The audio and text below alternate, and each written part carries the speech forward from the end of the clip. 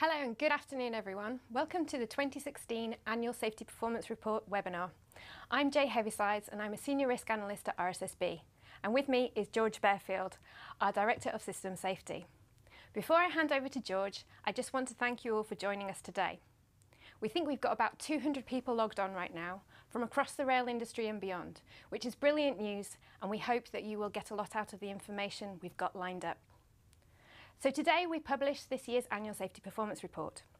This provides the rail industry across Great Britain with the very latest safety intelligence from risks facing passengers, workforce and members of the public on the railway. And it's just one way in which we at RSSB help our members to understand and manage safety. In a moment, George will take us through some of the key areas of the report, and then we'll be taking live questions. If you want to ask a question at any point throughout today's webinar, you should be able to see a box on your screen. Simply type the question and hit submit. We expect a fair number of questions, but we will try to answer as many as we can. You can also follow the discussion on Twitter by following @RSSB_rail or #ASPR. Right at the end of the Q&A session, we'll also ask for your feedback. This is the second time that we've run this as a webinar, so we'd love to hear your views about how this has worked for you. You will also be able to download a copy of the Annual Safety Performance Report from our website straight after this webinar. So without further ado, over to you, George. Thanks, Jay. Before I go through the numbers, I'd just like to say a little bit about RSSB.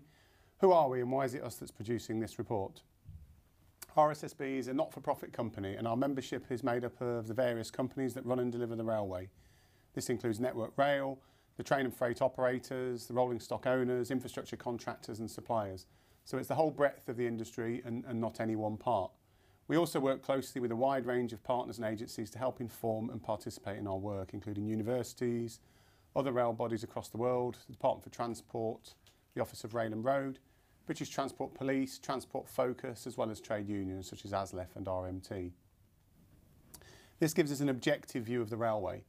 It also gives us a system-wide whole railway perspective, and that helps us to provide objective information and advice to our members. Through research, analysis and insight, our role is to support our members and stakeholders to deliver a safer, more efficient and sustainable rail system. A big part of what we do is collect, monitor and analyse safety performance and risk data. The Annual Safety Performance Report, which I'm taking you through today, is one key output in this area. The information it contains provides a big part of the evidence base that we use to support safety management and to help our members to make good safety-related decisions. The statistics are from the financial year 2015-16, and the scope to which they apply is the mainline railway in Great Britain. So in other words, they broadly cover the overground rail network owned by Network Rail. So what are the key numbers in this year's report at a glance? This information provides the first top-level view of what the numbers are saying. Well, as has been the case over many recent years, the figures I'm presenting today are made against a backdrop of significant and sustained growth in passenger numbers on the railway. There were 1.69 billion passenger journeys in the year, which is a 2% increase year on year. And this growth is obviously a good thing, as it indicates that the railways are a success, but the growth does create challenges for safety performance. However, to start with, I think it's important to say that in the face of these challenges, there are some positive things to report and be thankful for. In particular, 2015-16 was the 9th year in succession with no passenger or workforce fatalities occurring in a train accident. It was also the first full financial year in the history of the railway in which there were no workforce accidents from any cause. However, rail isn't a risk-free environment, and this year there are some concerns to report around passenger safety. In particular, we've seen 8 passenger fatalities in total this year, all at stations, which is the highest number since 2006-07. I'll delve into these figures in more detail as we progress.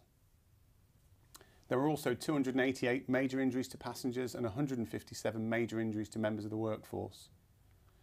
289 fatalities were to members of the public on the railway. The majority of these were trespass and suicide incidents.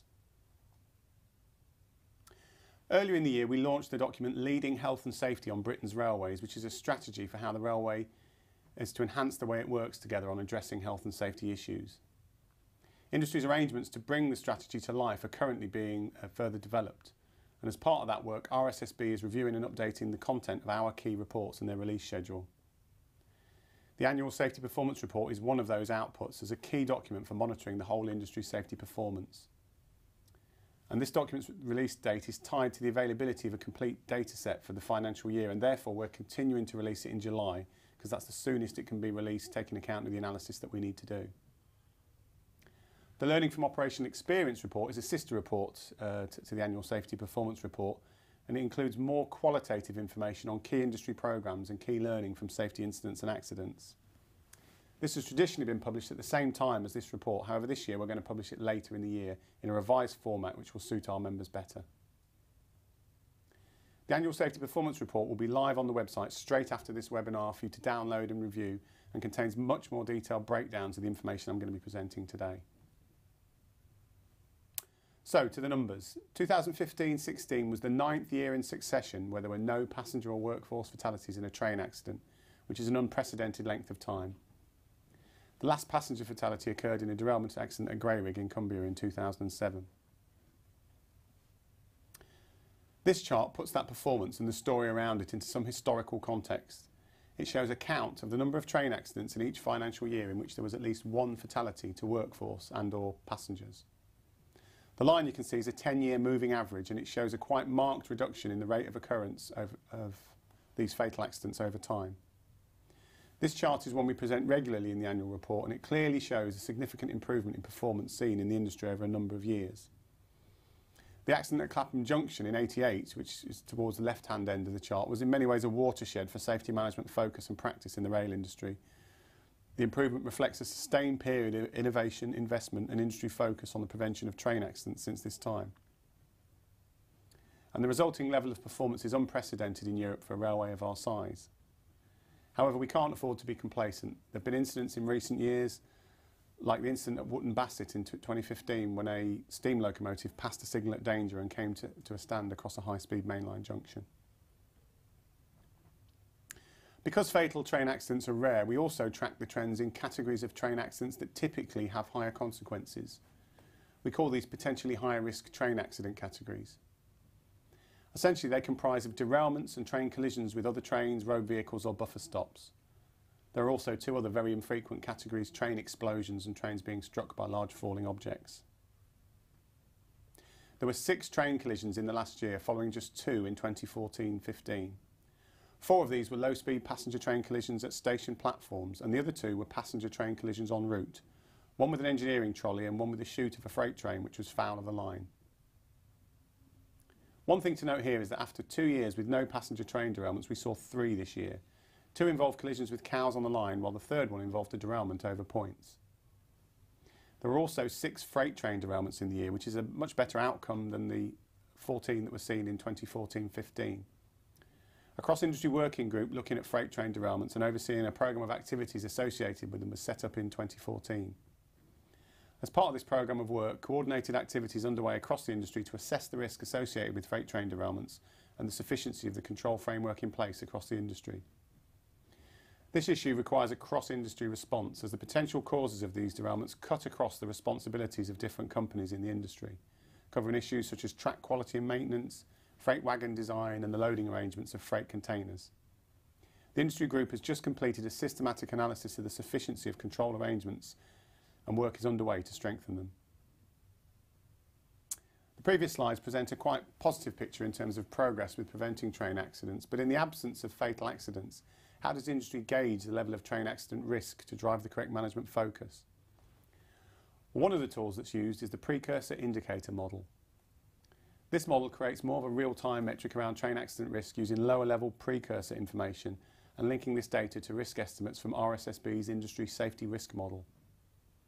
So, for example, to monitor the risk from train derailments, we benchmark against the derailment risk at a given point in time using trends in the precursors to derailment, such as the number of broken rails. That gives us a much clearer picture of how train accident risk is changing over time. The precursor indicator model also breaks down estimates of train accident risk in order to allow more targeted analysis and more targeted measures and interventions. At this point, I should also mention that some of the metrics we are using in some of these graphs. The risk estimate in the precursor indicator model is shown in units of FWI, which stands for fatality and weighted injury. This measure equates different types of major and minor injuries to fatality risk. For example, it equates 10 major injuries to 1 fatality. It does that so we can come up with an aggregate measure and build a full picture of harm and risk for our analysis purposes. So what's the precursor indicator model telling us? At a top level, what the graph shows is that although we've been through this unprecedented period without a train accident with passenger or workforce fatalities, the risk is still present and the prevention of these events still remains an area of key focus for the industry. The current precursor indicator model estimate of the risk from train accidents is 6.6 FWI per year, compared with 6 FWI at the end of 2014-15. The reduction was due to falls in precursors related to level crossings and SPADs. This graph shows the variation in numbers of signals passed at danger, which are commonly referred to as SPADs. The red line on the graph shows that numbers of SPADs have reduced in the last year from 298 to 277.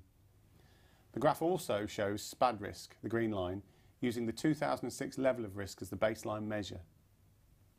2006 is used as the reference point as the risk from SPADs fell significantly after the full implementation of the train protection and warning system, an automatic system to stop trains. This line shows a reduction in calculated risk. At the end of 2015-16, SPAD risk stood at 54% of the September 2006 baseline level, compared to 64% in the year before.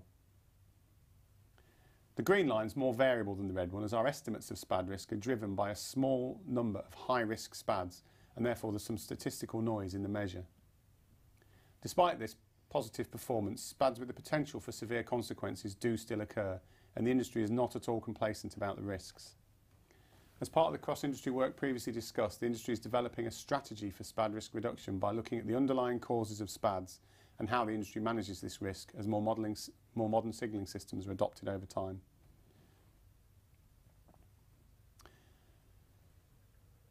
This chart looks at how passenger and workforce safety related to train operation compares for the 10 largest railway networks in the European Union. It's important to note that this is a limited data set, as there are only certain things that member states are required to report into the European Railway Agency, which collates the figures. The information here is therefore a subset of the data that's in the report, but it shows quite clearly that safety performance in Great Britain benchmarks very well against other major European railways. I guess the question this prompts is why, in comparison to others, are we doing so well? And there's no one answer to that, because the safety performance of the industry is the sum total of all the work that goes on across the whole rail workforce day in, day out throughout the year. However, there are some things that we know do differentiate us from others internationally. The first is our open and mature approach to reporting safety incidents, investigating them and responding to them. The industry has mature processes and systems in place and shares information very openly. Another factor is our proportionate risk-based focus on safety issues. The industry, of course, has limited resources. In order to ensure that we get the best safety outcome, we routinely assess risk and put our funds where they'll do the most good. Yet another factor is the way the whole industry works together collaboratively to deal strategically with safety issues in a coordinated and sustained way. As I mentioned previously, these arrangements are being further enhanced following the launch of the Industry Health and Safety Strategy early this year. Finally, it's worth mentioning the supportive and strategic approach to risk regulation that's taken in our industry. The Office of Rail and Road has a focus on fostering maturity of safety management practice in rail companies and taking a risk-based approach to its regulatory activities. Moving to other sources of risk, we've seen 8 passenger fatalities in individual incidents this year, all at stations. This graph shows a breakdown of passenger fatalities in each year and the different types of fatalities that have occurred.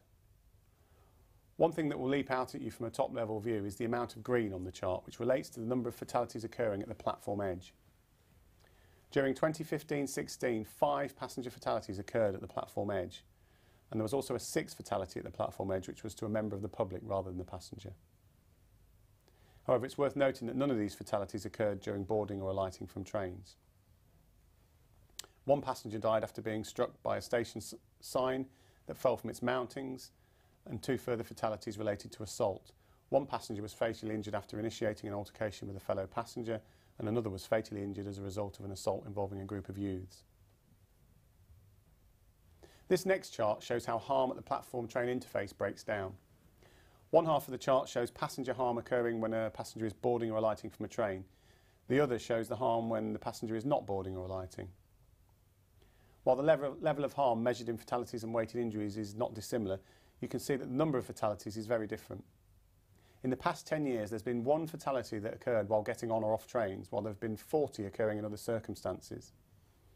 These 40 events included people falling from the platform when there's no train present and who subsequently are electrocuted on the third rail or are struck by a train arriving or passing through the station. It also includes people who've fallen between the platform and moving trains. In many of these incidents, alcohol is recorded as being a potential factor. The industry has made significant efforts to improve awareness of how staff can best manage intoxicated passengers, with a relaunch in September of updated practical guidance from RSSB research. The guidance includes practical steps such as effectively training staff in how to deal with intoxicated and boisterous passengers, as well as planning ahead of big events such as New Year's Eve. As with many other areas of risk discussed, the industry has a strategy in place to address risk at the platform train interface. This strategy was launched in February 2015 and has delivered a number of programmes and initiatives so far, but it's recognised that there's much more to be done.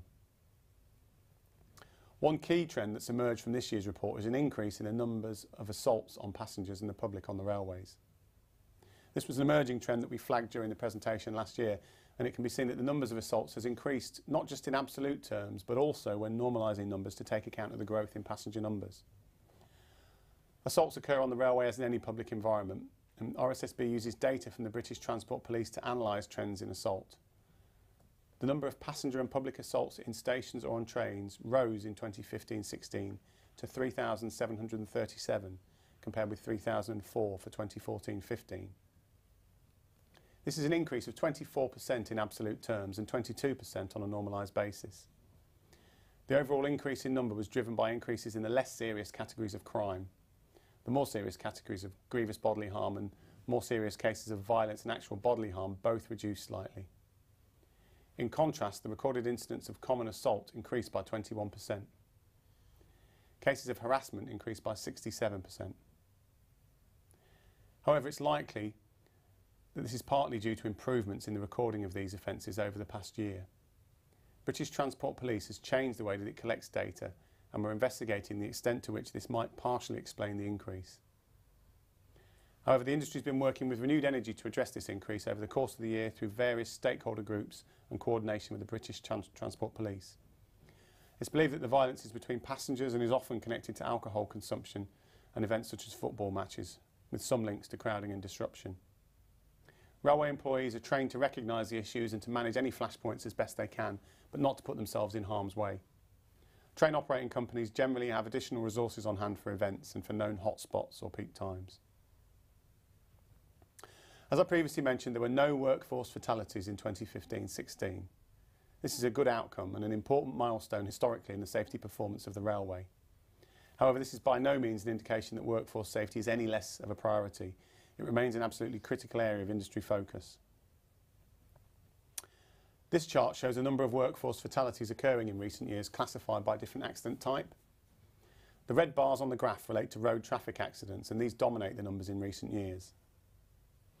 Although there were no road traffic accident fatalities in 2015-16, road risk continues to be a significant risk issue for the rail industry's workforce, particularly within the sectors of maintenance and construction to the railway infrastructure. The introduction of the rail industry health and safety strategies helped to provide focus on what the key road risk issues are, and a framework for developing a cross-industry cooperative arrangements is in place through a road risk group. This group provides support in a range of areas, from the sharing of good management practice to improving understanding of the potential risk from replacement buses and taxi services for passengers and train crew. There were 3 fatalities at level crossings this year. As this chart shows, the 3 fatalities seen represent the lowest number of fatalities since 1996-97. Again, this represents a positive outcome for level crossing safety performance. In addition to the encouraging improvements shown in the precursor indicator model, we've seen just 4 train accidents at level crossings this year, which is the lowest for at least 10 years. Over recent years, there's been significant sustained investment and focus on closing and upgrading level crossings and in educating the public on their use. The figures this year are encouraging in this respect, and RSSB will be tracking this performance improvement over time to see if it persists. There were 282 public fatalities owing to trespass, suicides or suspected suicides. The bulk of these, 252, were suicide incidents. It's very difficult to gauge the effectiveness of industry measures to prevent suicides by looking at the numbers occurring, as these are affected by broader societal issues and trends. However, Network Rail and the wider industry have made significant strides to prevent them and to manage their consequences. In particular, by the end of 2015-16, over 10,000 frontline railway personnel had been trained in how to intervene in suicide attempts, and during the year over 1,100 interventions by members of the workforce and others took place. In summary then, there are some positive things to report this year. For example, the continued period with no fatal train accidents.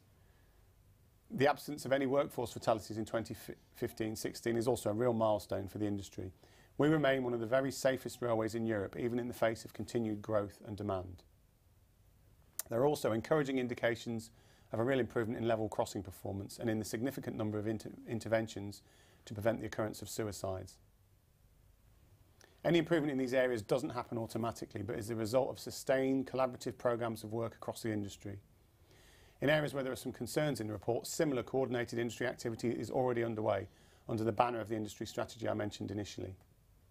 Programmes of work are in place to coordinate management of the risk from passenger assaults, freight derailments and road driving, and the risk to passengers in stations. The rail industry is steadily enhancing its focus on workforce health and wellbeing, a fact that's recognised by the topic's prominence in the industry health and safety strategy. This encompasses a range of areas, but one in particular is health data collection and performance monitoring. Health data collection within rail is relatively mature at present, but following development and endorsement of a health and wellbeing roadmap and agreement of the RSSB board, the Health and Wellbeing Programme has set out to work with willing rail companies to set up a voluntary standard of health data collection. The work's delivered a set of metrics that rail professionals and health experts agree is useful to collect.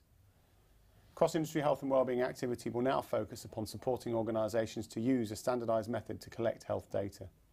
Given all these developments and the renewed industry focus on both health and safety, RSSB will be reporting much more on the industry's health performance in subsequent reports.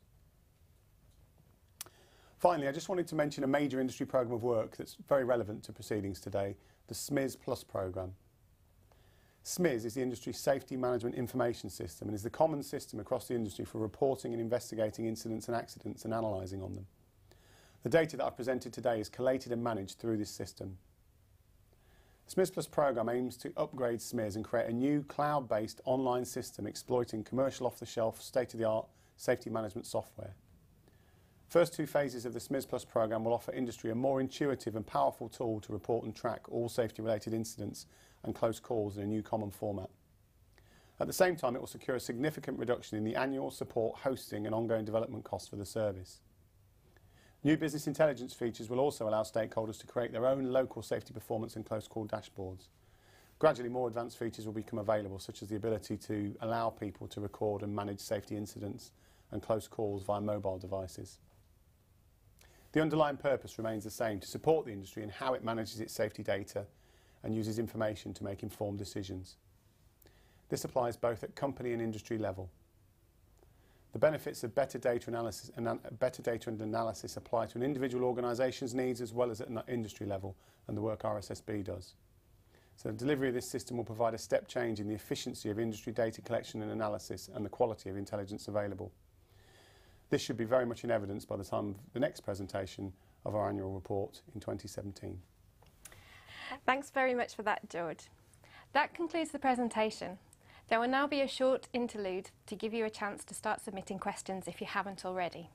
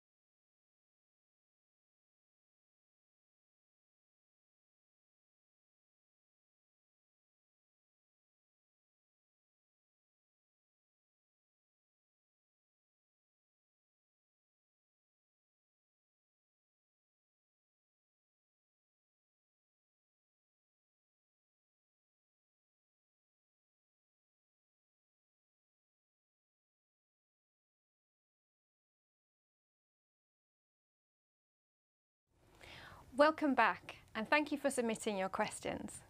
We've got our first question. So, George, are you ready?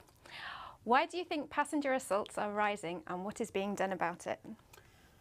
Okay, so there's two parts to that question, isn't there? Why are they rising? Well, obviously, at the start of the presentation, talked about the fact that passenger numbers are increasing year on year. So, obviously, at the first level, the numbers of passengers is obviously an issue to take into account. Digging into the figures, obviously we've seen a more of a rise in the lower level incidents than the more serious things like GBH and actual bodily harm. So there's something that we probably need to look into there to understand if there's been a change in the nature of reporting. Certainly more reporting is good because that means that there's more feedback and more information to work on. I mean, I think as well with any of the incidents which are more related to the public, then there are broader societal trends and things going on which actually do impact on the railway as well. So it's a difficult question. I think it's one where we can do some more analysis, and actually also we'll be collecting more data over time to be able to analyse those sorts of questions in more detail with the work on SMIS Plus. In terms of what's being done about it, obviously assault is a criminal act, and British Transport Police are very active, as you'd expect. There's also very good partnerships between the rail industry and British Transport Police in dealing with railway crime. And actually at a strategic level, lots of partnership work that goes on to try and ensure that assault is kept to a minimum. There's also, I mentioned the collaborative arrangements in the industry that have come about following and are being strengthened following the publication of the Rail Industry Health and Safety Strategy. One of those groups is the People on Trains and Stations Risk Group. And actually throughout the year, as this trend has been spotted and looked at, there has been work underway to look at some of the fundamental causes and things that might help with the situation, such as managing large events, dealing with alcohol and intoxication at stations, and really helping staff to be able to deal with incidents and when emotions are running high. Thanks. Our next question is, do you think DOO is safe, given the levels of PTI injuries you've just reported on? Yes, it's a very topical question. I think the first one around whether DOO is safe or not. Obviously, over many years, we've looked at dispatch risk from a range of different areas. And I can fairly confidently say none of the research we've done has ever identified any areas where we believe DOO can't be done safely if the right systems of work are put in place. So yes, DOO, our view is that DOO can be done safely as long as the right controls and measures are put in place, which is very circumstance dependent. It depends on the particular locations and the particular issues to deal with in any particular area. So it's very hard to come up with a blanket statement, but we certainly are not aware of any reason why it can't be done safely. Sorry, were there two parts to the question? No, it was just, do you think it's safe? Yeah, I mean, so yeah, I think it can certainly be done. Can be done safely. Okay. The next question is, why doesn't the ASPR include any health statistics? Well, in terms of, I think I covered this to a certain extent in the presentation. The health that we have a limited. If we think about where the report started, obviously RSSB is an organisation with a real fundamental focus on safety. That's meant that we have very mature systems in place across the whole industry for gathering safety information and analysing it. I think health is something which is at a different stage of maturity, but it's something which the industry has very much got on its radar, hence the strategy I talked about, the health and safety strategy.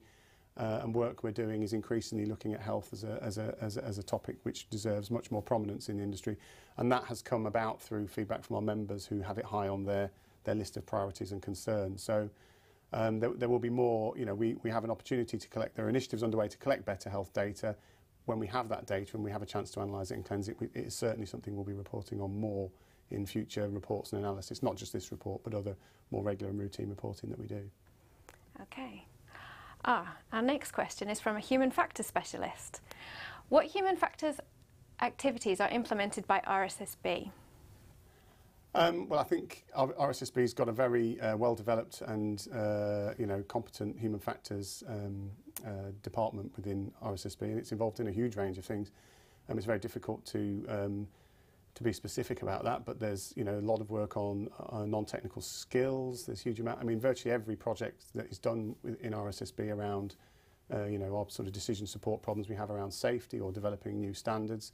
there is almost always a human factors element to it. So we deal with human factors as an integrated part of virtually all the things that we do around, you know, standardisation, and as well as looking at particular decision problems and analyses around risk. So there's a huge amount that's been done, and I'm sure if we could probably circulate some links to the website for more information around what RSSB does on human factors after this webinar. Okay, thanks. Next question is, does the current performance mean that we will refocus any of our priorities set out in the recent RSSB strategy? Yeah, I mean, I think that's a really good question. I think it comes back to so I think one of the big changes we've got coming with the publication of the strategy is a slight change of philosophy around some of the cross-industry groups and how they work. So the benefit of the frameworks and the way the industry works collaboratively is actually trying to get the industry coordinated on those big issues, and they obviously change over time, and obviously as an industry we have limited resources as any other industry or sector to deal with them. So a much sharper understanding of where the priorities are, where the opportunities are for us to coordinate our activity to have the most effect is certainly something that is built into the strategy. It's going to be kept live and evolved. It's not a fixed statement of where the industry's got its priorities. We have to continually monitor and evolve and change our areas of focus. But it is so we can get that sustained focus in key areas and really get the benefits, like, you know, the encouraging signs we've seen around level crossings, for example. That's an example of where the industry has highlighted a priority area. It's worked together, you know, particularly Network Rail, but also others, and has really worked to drive down that risk in a sustained, coordinated way. And that's certainly the way that we would look to work going forward. So I don't think there is anything in the strategy that says that those areas are fixed. It's very much that they've evolved. And actually the sort of principal group around the delivery of the strategy, the System Safety Risk Group, which is helping to coordinate a lot of the activities over the course of its existence, which has been over the last 3 or 4 years, its scope and focus has changed over time as incidents and information has come to light. So we talked about health, that's come much more on the radar, but also road risk in the round, not just driving, but all forms of road risk. That was something which in the early days of the System Safety Risk Group was not seen as a particular industry concern, but those conversations have, you know, that group has played its part in increasing the prominence of that as a topic in an area where there needs to be real focus going forward. Okay, our next question is about level crossings. Concerning the low number of level crossing accidents, is there not a big risk that the next year will show a higher number because of the statistical noise? I'd say yes, absolutely, and I don't think anyone's saying that there's a level, you know, we've solved the problem of level crossings, and public behaviour is, you know, and education and things. It's one of those risks that, because it's very difficult to design out, and there's been a lot of investment in technology and closing level crossings, but wherever we still have the interface, there is still risk.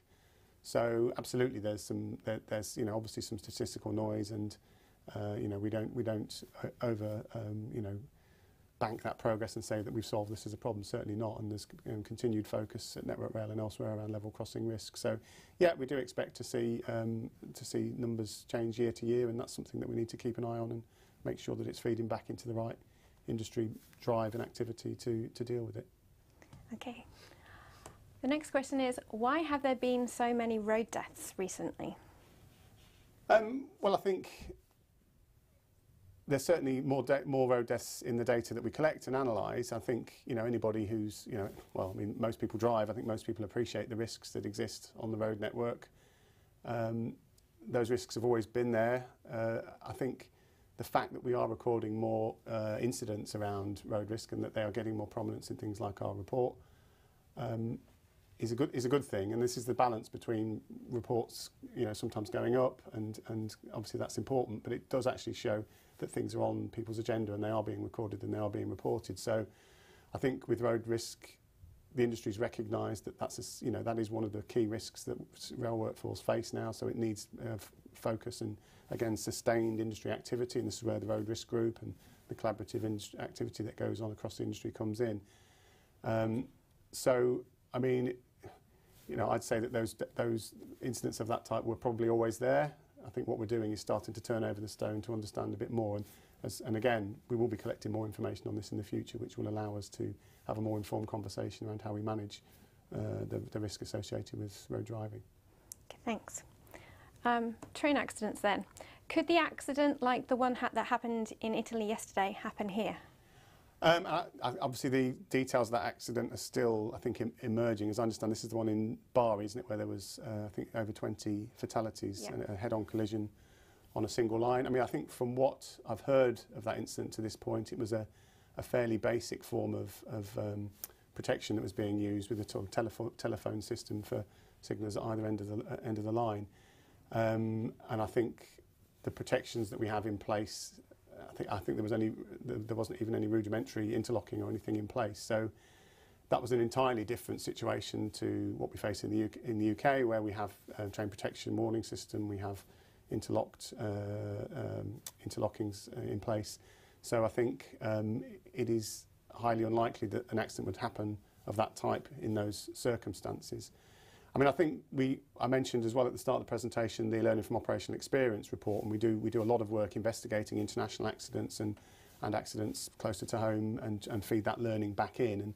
And again, we'll be having more of a focus on that probably in about 6 months' time. But just sort of my experience of this, having been involved in those areas of work for some time, is very often we find out a lot more useful learning from perhaps less dramatic or high consequence accidents that happen closer to home than we do with some of the international accidents, which obviously make a big impact in the press. But very often, because they are overseas and there are often differences, and they serve as a check for us to confirm that we're doing the right things. And as you say, that accident couldn't happen here, but actually some of the perhaps less obvious incidents that happen closer to home, the sorts that are investigated by the Rail Accident Investigation Branch, there's often a lot more learning in those.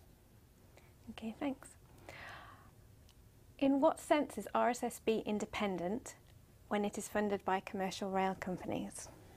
So another good question. I mean, I think RSSB is obviously it's owned by, or it's funded by a variety of members, but also by the Department for Transport. So we are independent of any one member. I think we have an objectivity because we're a not-for-profit organisation, and we are here for the railway. You know, our purpose of existing is to serve the railway.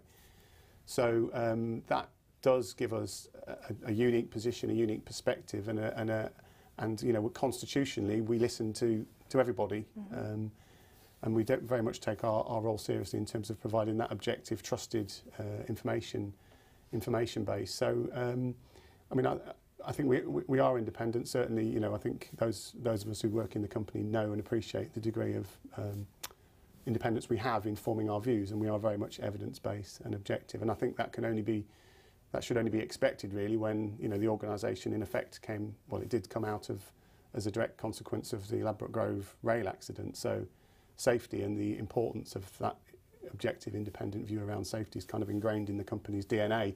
So you know, I think certainly we are independent. We're absolutely evidence-based, and we give the best information we can to help the industry work through whatever decisions and analysis it needs to do.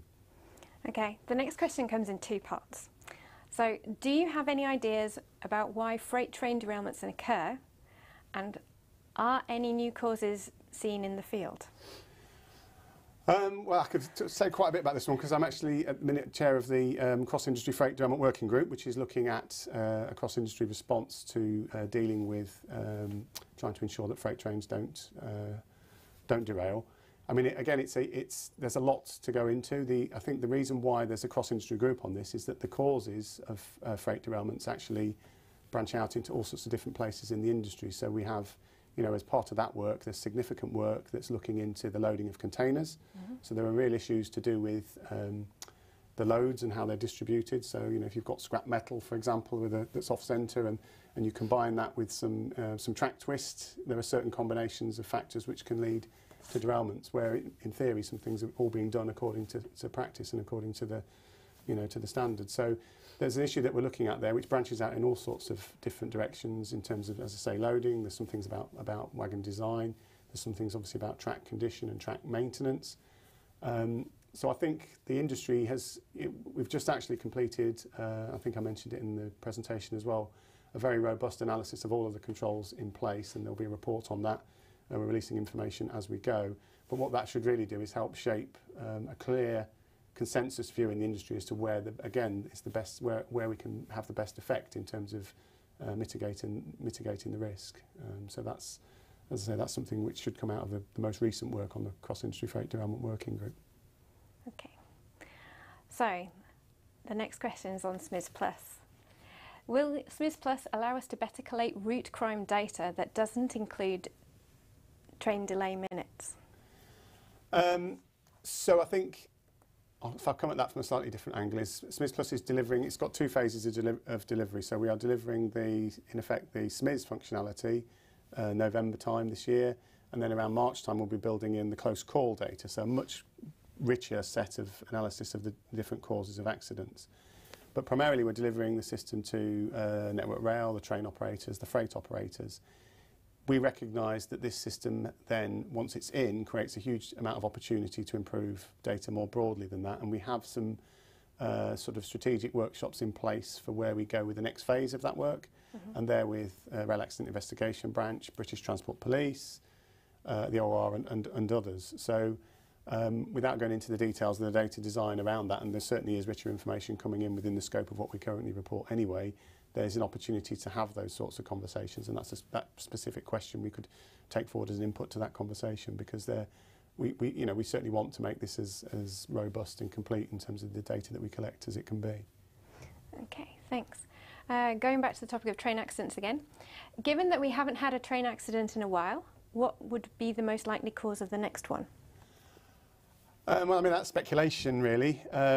I think, we take a risk-based view. I think we could tell you what the highest, what we believe the risks were, and actually the precursor indicator model chart that presented earlier gives an indication, a particular view of that. I think that's currently there's infrastructure failures, and SPADs would probably be the thickest lines on that chart at the minute. And I think that the key message, and again it's reflecting on things I said in the presentation, is we don't believe as an industry that we've solved the problem of major train accidents, and not to belittle things like the accident that happened in Bari or elsewhere. We know that risk exists, and it's something which is given constant focus throughout the industry. But there are residual risks out there, whether it's permissive working when trains are brought together, or the potential for buffer stop collisions. There's the potential for signalling. The signalling protection systems we have in place aren't perfect. They can be overridden. They can, in some circumstances, not brake trains as effectively as they might need to. There are issues around adhesion risk, where the mechanical properties of the braking don't work, and trains still progress. There's derailment risks. We've had 2 trains derailed with hitting livestock this year, so that's something to be looked at. So I think I wouldn't want to speculate as to what the next one would be, if and when it occurs. But I think the point is that it's recognised that we haven't solved the problem of train accidents. There's constant work going on, looking at the causes and trying to manage the risk to as low as it can be. Okay. Going back to level crossings then, is all the money spent on level crossings justified?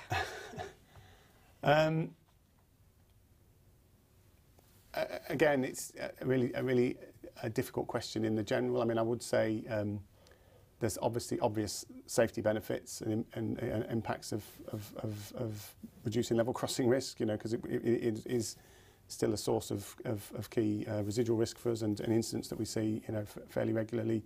We do see these incidents occurring. So there's an obvious safety benefit. There's obviously broader benefits in terms of performance, and other areas. But I think the way that the funding for level crossing closure and upgrade has been allocated has been with a pretty robust local analysis of the risks, the all-level crossing risk model, and other appraisal techniques. So the funds that were put aside to close level crossings have been allocated in a very evidence-based, rigorous way, as I understand it, particularly with the work that's done by Network Rail. So I think we can be fairly confident that the money that's gone in has gone into the right places. Thanks. Are there any plans to establish leading indicators to complement the lagging ones? Again, this is Smith's Plus question again, really, as I see it. I mean, I think the work we've done on, if we think about the sort of sequence of events that can happen in the case of an accident, traditionally with Smith's system, we've looked at more of the outcomes, more of the sort of incidents, more closer to where people are getting hurt. what we're doing with the close call data is actually mapping that in a more structured way further back. And of course that does then get you, in terms of the close call data, it's not just things that have happened, it's also, you know, hazards and gaps in controls. So that does directly take us to an area where we will be able to, over time, get more of this information and more of this data. And in fact, the reason why this SMIS Plus programme is such a big programme for us, and why it is such a major investment in time and effort for the whole industry, and you know, there's been huge support from industry in terms of designing the system, has been to get that design right, to think about the data that we collect and that we need in terms of safety management as we're designing the system. Because I think very often, if you go back historically and look at other, you know, other sectors and perhaps other countries, there's a tendency to collect the data before you entirely know what you're going to do with it. And because we've had a system for so long, we've been able to go back through the loop and say what actually is the data we want to collect, and therefore what's the system we need to collect it. And so, you know, really hopeful that when we get through early next year to actually seeing the benefits of the system coming in, we will have a much more useful data set to do the sorts of things we need to around safety management. Okay, we've got time for just a couple more questions. What do you see as the key challenges ahead in terms of system safety risk? So to deconstruct that question a little bit, I mean, I think system safety risk I'd take to mean system safety would really be around the design and build of new systems, so sort of branch of systems engineering looking at safety. So if we're talking about the railway safety, if we're talking about the system being the whole railway, then I think, you know, we've got a kind of first stab at that in the health and safety strategy. But as I say, that will evolve over time. So it wouldn't be for me to speculate. I think what we'd do is put the processes in place, get the engagement with industry across the board, get the right information feeding in, and hopefully then the process will evolve the right outputs and the right area of focus. That was where I was saying in terms of safety of the railway. In terms of system safety, so building the system with integrity, there's a huge amount of work obviously going on with new build railway, high speed 2, Crossrail, but also more local up signalling upgrades and other areas. And I think the real challenge there, I think, is thinking about, and again, there's an opportunity for those of us who work with data and analysis, is to do that analysis as early as possible, to be able to get the right safety requirements built in at the earliest stage of new build projects. Because then if you get that right, that can all be managed through the supply chain, can all be delivered in a much more efficient way, which has again got massive cost implications, particularly if you look at some of these big projects which are spending, you know, several £billion. The importance of safety in that, and thinking about safety early, can't really be overstated, because it is one of those things, and if it isn't thought about, will delay the project with all sorts of other knock-on impacts. And that's if the requirement isn't missed, which I don't think it would be, because the culture is very, very strong. So it tends to mean delays and inefficiencies in the process. Okay, thanks. This is going to be our last question. Will it be possible to get a copy of the slides that George is using for this presentation? The slides that yes, absolutely. They should. I shouldn't think there'd be any problem with putting those up online afterwards. And I think the webinar video itself is going up, I believe, isn't it? Yeah. Okay. Okay. Well, that's all we've got time for today. Thanks for some really interesting questions. We hope you found today's session informative. Just as a reminder, a number of feedback questions will appear on your screen after we sign off. Please do take a couple of minutes to answer these, as it helps us to improve our future events. The ASPR report will now be available to download on the RSSB website. Thanks again for taking the time to join us today, and goodbye from both of us.